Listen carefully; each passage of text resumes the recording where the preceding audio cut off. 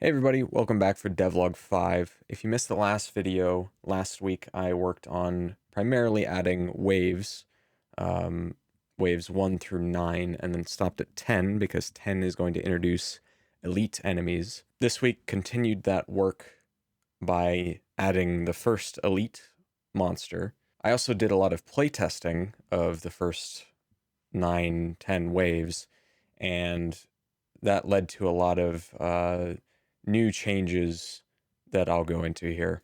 So first of all, let's talk about elites. If you're wondering about that term elite, it's kind of a nebulous term, I guess. The way I'm using it, elite monsters in this game are going to basically be mini bosses. So on wave 10 of every stage, you will fight an elite monster, which is stronger, considerably stronger than just like a basic enemy, but it won't be as strong as the boss you'll fight on the last wave. And it may have some like mechanics to it beyond just, like don't stand next to it or get hit by its projectile, but it's nothing too complex. So the first elite enemy that I added this week is the Minotaur. The Minotaur is a very beefy boy. He's got a lot of health, and he's really slow as well and doesn't seem to pose a very big threat. He basically will just chase you around very slowly. He is immune to knockback, but beyond that, he doesn't really seem to have anything special going on until you get him a little bit below half health, and then he's going to start chasing you faster than any other enemy in the game. And it's really difficult to stay ahead of him unless you're taking advantage of the movement mechanics in the game.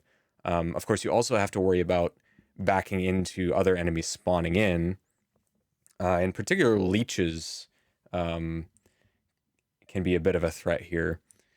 So I may have sort of hinted at it, but there's actually going to be multiple possible elites per stage.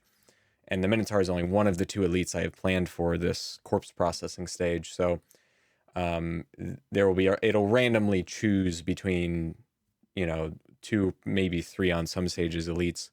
This stage, we're going to have the Minotaur and one other elite that I don't have ready yet. Eventually, the elites will each have a unique item that they'll drop when they die. For now, I'm just having the elites drop a bunch of money. I don't know if I'll get those unique items in before the demo. Okay, let's talk about playtesting. So now with all the changes I made last week and this week,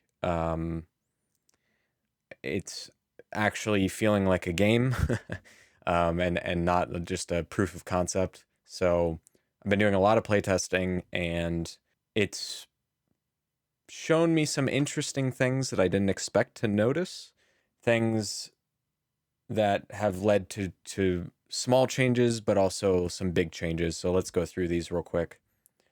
You'll first of all notice, you've probably noticed from the start, but the HUD is very different. What's actually being displayed to you is similar, but the flair, the styling is pretty different. I took a page out of Doom 64's book for this one. For whatever reason, that HUD stuck out to me. I was originally thinking maybe more of like a blocky Doom, like classic Doom UI, but Doom 64 has a more minimal UI, and I think it helps with visibility. So I went with that one, and I think it turned out pretty good. Might tweak it a little bit more, but for the most part, I like where that's at. There's a few other HUD elements that are not always visible that were added in this week. The big one was there's two that are really important. It came out of playtesting because I kept getting annoyed that I couldn't see my inventory without using a console command. So I added a detail HUD that you can bring up by holding tab, and that tells you what items you currently have and how many of each.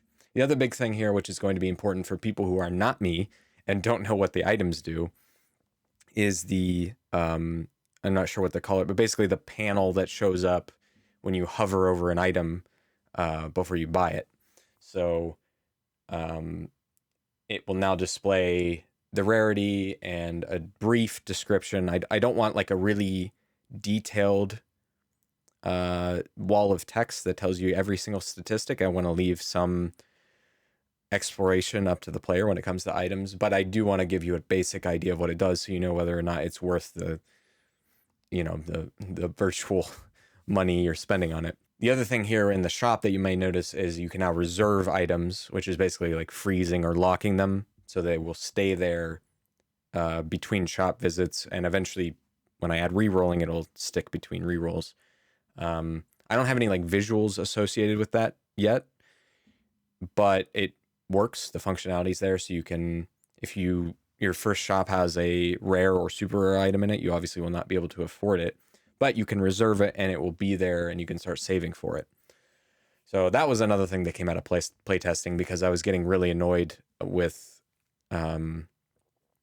getting really terrible shops full of common items, but I saw rarer items earlier on. I just couldn't buy them because I didn't have the money yet. So now if you see shock shells or maybe a rarer item even in your first shop, you can reserve it and pick it up on the next time you visit the shop. So that's a nice feature. So moving on from the HUD and items, another thing that came out of play testing, I originally was planning to have 15 waves, but I realized it takes a lot longer than I expected to get through the first 9, 10 waves. So I think I'm actually going to reduce that down to 13. I also rebalanced the Minotaur a few times just to make wave 10 feel as impactful as it should. And then wave 11 and 12, I'm going to introduce, I think, one new enemy type that's going to change things up a little bit for those two waves, make them kind of a slower but different waves. And then wave 13 will be the big finale with the boss. So a few other minor things I'll point out. So last week I introduced critical hits, and there was no way of identifying when you were actually critically hitting an enemy.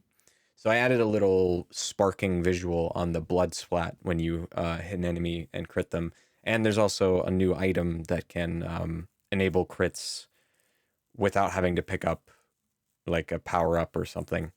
Speaking of power-ups, the items that drop out of chests, the meat and the berserk orb currently, can actually disappear now after 10 seconds. So originally I was planning on having them stay on the ground permanently, even between shop visits, similar to how Vampire Survivors does it, where, chests and the food and power-ups will just stay on the ground.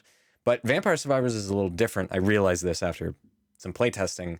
Vampire Survivors is different because, as I mentioned in a previous devlog, the maps are so much bigger, so you can get forced out of an area by a horde, or, different things can happen where it makes sense to say, okay, this power-up's just going to stay here in this spot, but it may be difficult for you to find it, and it may be difficult for you to circle back to it. Corpse processing, and so far I'm planning all the maps will be pretty small, very small compared to a Vampire Survivors map. So leaving them on the ground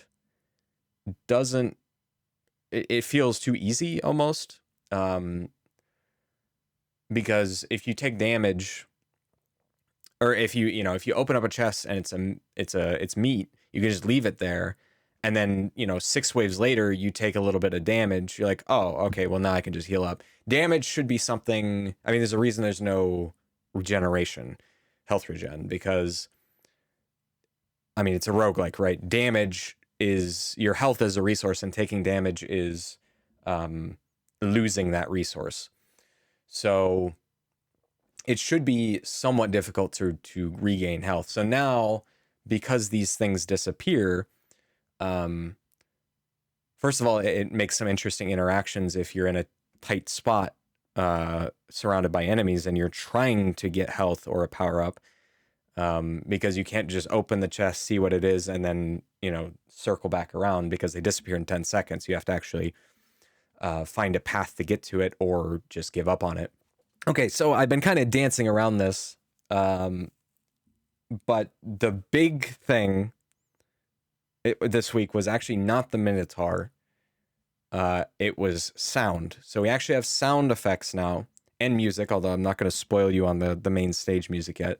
But we got a bunch of sound effects in. They're not all in, but a bunch of them are in, and the game feels a lot better as a result. So I'll let you listen to a little bit of the gameplay and hear some of the sound effects.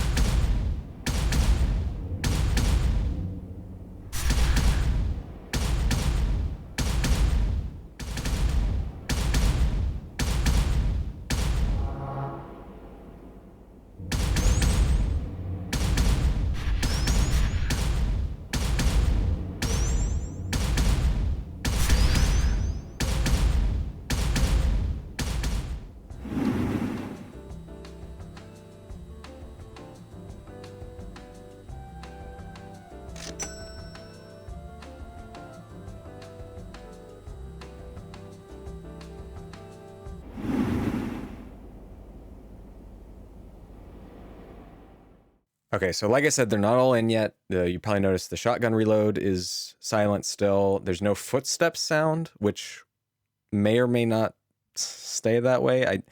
I like footsteps. I think add a lot of immersion to a game, but they can also be annoying. So I think there will be footstep sounds. There's also no enemy sounds yet, but I have to be careful with enemy sounds because you don't want it to get too noisy when it starts to get crowded.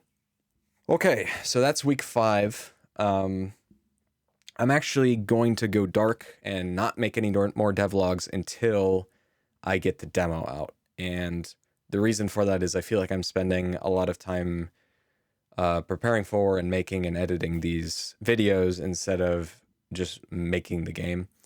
And originally the intent was to make these to kind of keep me accountable and keep me on pace. But I have a lot of momentum now, and really I'm thinking the demo is only 2, maybe 3 weeks out, certainly before the end of the month. So I've had to cut some of the features.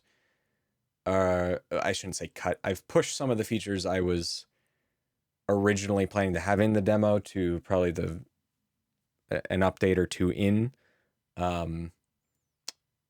But that's okay. We don't have to. It's a demo. It's a 0.1 version, right? It's not supposed to be comprehensive in any way. So we just gotta get this thing out there. So yeah, over the next 2-3 weeks, I'm gonna work on. Obviously, I gotta add the rest of the waves, add the other elite, and need the rest of the sound effects, and those are the major things, right? I will need to add menus. That's really the menus are really the only thing that I don't have like the groundwork laid already. Oh, and I want to add a couple more items. But basically I'm adding more of everything. Nothing's going to be like brand new except the menus. So the framework's there. Just gotta, buckle down for the next 2-3 weeks and get this thing done. So hope everyone's looking forward to the demo. I've been seeing all your comments. Thank you for all that. And next time you hear from me, it'll probably be a trailer for the demo that I'll drop the day it releases. So get ready for that. Make sure you subscribe so you see that as soon as it drops.